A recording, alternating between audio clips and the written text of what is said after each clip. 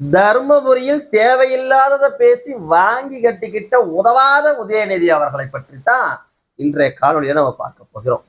பேரன்பிற்குரிய தொப்புள் கொடி தமிழ் உறவுகளுக்கு வணக்கம். நான் அவங்க நமக்கான் பார்த்து கொண்டிருக்கக்கூடிய பார்வையாளர்கள் சேனலை சப்ஸ்கிரைப் செய்தும் வெள்ளைக்கான கிளிக் செய்தும் ஆதரத்தின்படி கேட்டுக்கிறோம். தர்மபுரி நாடாளுமன்ற தொகுதியில பாட்டாளி மக்கள் கட்சி சார்பாக சௌமியா அன்புமணி ராமதாஸ் அவர்கள் களமிறங்கியது முதலே திமுகவுக்கு ஜுரம் தொத்திக்கிச்சு. நாம என்ன பேசுறோம் ஏது பேசுறோம்னு தெரியாமலேயே கண்டமேனிக்கு வளரவும் ஆரம்பிச்சுட்டாங்க. இன்னைக்கு உதயநிதி ஸ்டாலின் கருணாநிதி அவர்களுடைய பேரன், முன்னால ஒரு அரகுர நடிகர் ஒருத்தர் இருந்தார் இல்லையா, உதவாத அமைச்சர் உதயநிதி, இன்னைக்கு தருமபுரி நாடாளுமன்ற தொகுதியில அவங்க கட்சியுடைய வேட்பாளர் ஆமணியை ஆதரிச்சு பிரச்சாரம் பண்ணிருக்கிறார். நீங்க பிரச்சாரம் பண்ணோம்னா என்ன பண்ணுவீங்க? பாமகவுடைய தலைவர் அன்புமணி ராமதாஸ் அவர்கள் பிரச்சாரம் பண்றாரு. என்ன பண்றாரு? நாங்க 108 ஆம்புலன்ஸ் திட்டத்தை கொண்டு வந்தோம், பல்லாயிரம் உயிர்களை காப்பாற்றணும் அப்படின்னு சொல்றாரு. அவருடைய சாதனை. தேசிய ஊரக சுகாதார திட்டத்தை கொண்டு வந்தோம், அதனால பல தாய்மார்கள் பலனடைஞ்சாங்க, அதனால பல கிராமப்புறத்துல சுகாதாரமான மருத்துவம் சென்றடைஞ்சதுன்னு பேசுறாரு. அது அவருடைய சாதனை. நாங்க 6 இடஒதுக்கீடை வென்று கொடுத்தோன்னு பாட்டாளி மக்கள் கட்சி பேசுது, அதுவும் அவருடைய சாதனை. ஒரு பிரச்சாரம்னா இப்படிதானே இருக்கணும். ஆனால் திமுக செய்யற பிரச்சாரம் ரொம்பவே வேடிக்கையா இருக்கு. திமுக என்ன பிரச்சாரம் பண்ணணும்? எங்களை 60 ஆண்டு காலமா ஆட்சியில அமர்த்தினீங்க, எங்க குடும்பத்தை செல்வ செழிப்போட கொழிக்க வச்சிருந்தீங்க, ஆனா நாங்க தமிழ்நாட்டுக்கு துரோகம் பண்ணிட்டோம்னு கேட்க முடியாது. நியாயமான ஒண்ணுதான். சரி, வேற என்ன கேட்கலாம்? எங்களுக்கு இந்த சமூக நீதிக்கு சம்பந்தமே கிடையாது, தமிழ்நாட்டில் இருக்கக்கூடிய தமிழ் குடிகளை எல்லாம் அழித்து ஒழிக்கிறதுல முதன்மையா நாங்க இருந்தோன்னு அதுவும் சொன்னா மக்கள் தொடுத்துவாங்க. அதையும் சொல்ல முடியாது.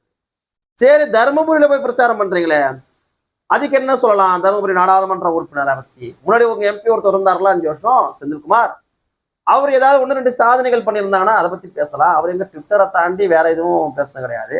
ட்விட்டர்ல அவரை ஸ்பெல்லிங் திருத்துறதோட போடுறதே அவருக்கு பெரும் பணியா இருந்துச்சு.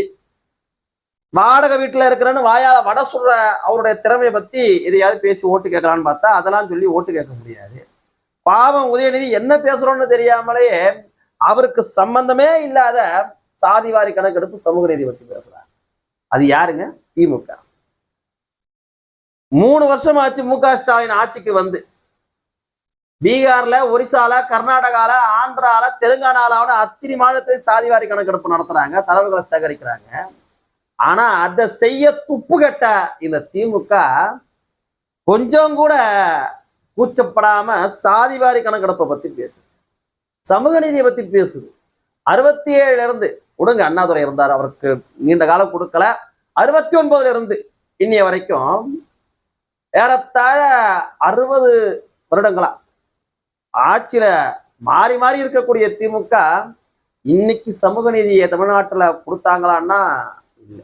எந்த ஒரு தமிழ் பெரும்பான்மை சமுதாயம் வாழ்ந்த பாடு கிடையாது. அந்த திமுக ஒரு உதவாத அமைச்சர் சமூக நீதியை பத்தி பேசுறதுன்னா எவ்வளவு வேடிக்கையா இருக்கும். தருமபுரியில வந்து பேசுறாரு, ஏன்னா கொஞ்சம் நஞ்சம் ஓட்டாவது வாங்கி மானத்தை காப்பாத்திக்கணும் இல்லையா, அதனால தருமபுரியில வந்து பேசுறாரு உதவாத உதயநிதி. சாதிவாரி கணக்கெடுப்பு நடத்த தயாராக இல்லாத பாஜகவோடு சமூக நீதிக்காக போராடக்கூடிய பாமக எப்படி கூட்டணி வைக்கலான்னு கேட்கிறார். உள்ளபடியாகவே நீங்களாவது ஒத்துக்கிட்டீங்களே சமூக நீதிக்காக போராடுற பாமகன்னு. யாரை எதிர்த்து? உங்களை எதிர்த்து தான் போராடிக்கிட்டு இருக்கிறோம். உதயநிதி அவர்களுக்கு ஒன்னே ஒண்ணுதான் சொல்ல கடமைப்பட்டிருக்கிறேன். பாரதிய ஜனதா கட்சியினுடைய தலைவர்களோ முக்கிய நிர்வாகிகளோ யாரும் சாதிவாரி கணக்கெடுப்புக்கு எதிராக சாதிவாரி கணக்கெடுப்பு நடத்தவே மாட்டோம்னு சொன்னது கிடையாது. ஆனா நீங்க சமூக நீதி சமூக நீதினு வாய் கிழிய பேசிட்டு இதுவரைக்கும் அதுக்காக ஒரே ஒரு கிள்ளுக்கீரையை கூட கிள்ளி போட்டது கிடையாது திமுக என்பதை ஞாபகம் வச்சுக்கணும். உங்க தாத்தா கருணாநிதி அவர்கள் அருந்தியர்களுக்கு இடஒதுக்கீடு தர தயாரா இல்லை, இஸ்லாமியர்களுக்கு இடஒதுக்கீடு தர தயாரா இல்லை. ஆனா உங்க தாத்தாவையே திருத்தி மருத்துவர் ஐயா அவர்கள் அந்த 2 இடஒதுக்கீடு வென்று கொடுத்தார்.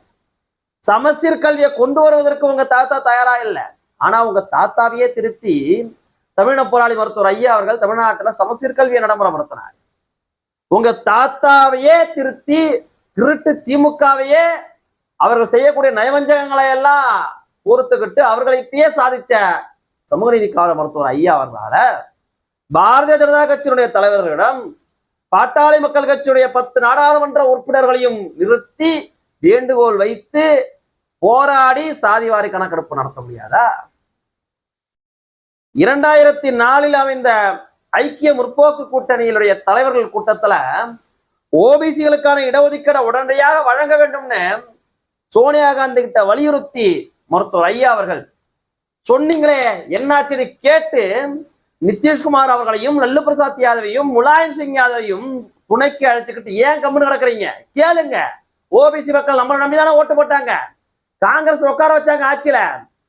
நம்மளாலதானே நீ காங்கிரஸ் கட்சி ஆட்சியில இருக்கு. அதை கேளுங்கன்னு கேட்டு அங்க மறைஞ்சு இருந்த தயாநிதி மாறன்ட்ட உங்க தாத்தா என்னப்பா சொன்னாரு, ஏன்பா ஓபிசி இடஒதுக்கீடு மட்டும் கேட்க மாட்டேன்றீங்கன்னு ஓட விட்ட மருத்துவர் ஐயா அவர்கள் மத்தியில காங்கிரஸ் கட்சி 27% ஓபிசி இடஒதுக்கீடு தர தயாராக இல்லாத போதும் போராடி சாதித்தவர் சமூக நீதி காவலர் மருத்துவர் ஐயா அவர். உங்க தாத்தா கிட்டையும் சோனியா காந்தி கிட்டையுமே போராடி வென்ற எங்கள் மருத்துவர் ஐயா அவர்களால பாரதிய ஜனதா கட்சியிடம் வலியுறுத்தி சாதிவாரி கணக்கெடுப்பை நடத்த முடியாதுன்னு நினைக்கிறீங்களா? உதவாத உதயநிதி அவர்கள் சமூக நீதினா என்னன்னு தெரியுமா? சாதிவாரி கணக்கெடுப்புனா என்னன்னு தெரியுமா? தமிழர்களுடைய வரலாறு என்னன்னு தெரியுமா? தமிழ் குடிகளினுடைய பெருமை என்னன்னு தெரியுமா? அவரவர் படக்கூடிய கஷ்ட நஷ்டங்கள் என்னன்னு தெரியுமா? சொகுசா வாழ்ந்துகிட்டு இவரு சமூக நீதியை பத்தி பேசுறாரு. எவ்வளவு பெரிய வேடிக்கை! சமூக நீதியை பத்தியும் சாதிவாரி கணக்கெடுப்பை பத்தியும் பேசக்கூடிய உதவாத உதயநிதி அவர்கள் உங்க அப்பாவை பார்த்து கேளுங்க. 3 வருஷம் ஆச்சு நீங்க ஆட்சிக்கு வந்து மு.க. ஸ்டாலின் அவர்களே, ஏங்க சாதிவாரி கணக்கெடுப்போ சாதிவாரி தரவுகளை சேகரிச்சு தர மாட்டேன்றீங்கன்னு கேளுங்க. வன்னியர்களுக்கான இடஒதுக்கீட கொடுக்கலான உச்ச நீதிமன்றம் சொல்லி 2 வருஷம் ஆச்சு. மு.க. ஸ்டாலின் அவர்களே, ஏங்க வன்னியர்களுக்கான இடஒதுக்கீட்டை குறித்து கொஞ்சம் கூட கவலைப்பட மாட்டேன்றீங்கன்னு மு.க. ஸ்டாலினை பத்தி கேளுங்க. அதையெல்லாம் கேட்காத உதயநிதி, உதவாத உதயநிதி தர்மபுரியில வந்து கேட்கிறாருங்க, சாதிவாரி கணக்கெடுப்பு நடத்த தயாராக இல்லாத பாஜகவோட கூட்டணியா? என்ன கேள்வி பார்த்தீங்களா? எப்பேற்பட்ட கேள்வி பார்த்தீங்களா? அதை கேட்கறது யாரு? அதை கேட்கறது யாருங்க? 3 வருஷமா இந்த மக்களை முட்டாளான்னு நினைச்சு ஏமாத்திக்கிட்டு இருக்கக்கூடிய திமுக கேட்குது. திமுக கேட்குதுங்க. முதல்ல சொன்ன வார்த்தையை காப்பாத்த பழகிக்குங்க உதயநிதி அவர்களே. கல்வி கடன் ரத்து பண்றேன்னு சொன்னீங்க, இன்னை வரைக்கும் ரத்து பண்ணல. நகை கடன் ரத்து பண்றேன்னு சொன்னீங்க, நஷ்டமா போச்சு. எல்லாரும் அன்னைக்கு ஓடோடி கஷ்டத்துக்கு 5 பவுன் நகையை வச்சு குட்டிச்சாரா உட்காந்து கிடக்குறாங்க. தாலிக்கு தங்கத்தை பறிச்சிங்கய்யா. தங்கத்தை தாலிக்கு கொடுத்த தங்கத்தை பறிச்சிங்க, மடிக்கணியை பறிச்சிங்க, எத்தனை திட்டங்களை அழிச்சொழிச்சிங்க. மாசம் மின்துறையில இருந்து கணக்கெடுப்புறோம்னு சொன்னீங்களே, என்னாச்சு உதவாத உதயநிதி அவர்களே? அதை குறித்தெல்லாம் பேசி கொஞ்சம் ஓட்டு கேளுங்க ஐயா. அதை குறித்து கொஞ்சம் ஓட்டு கேளுங்க. மக்கள் ஓட விரட்டுறாங்களா? தர்மபுரி இட்டு வந்தா மட்டும் என்ன?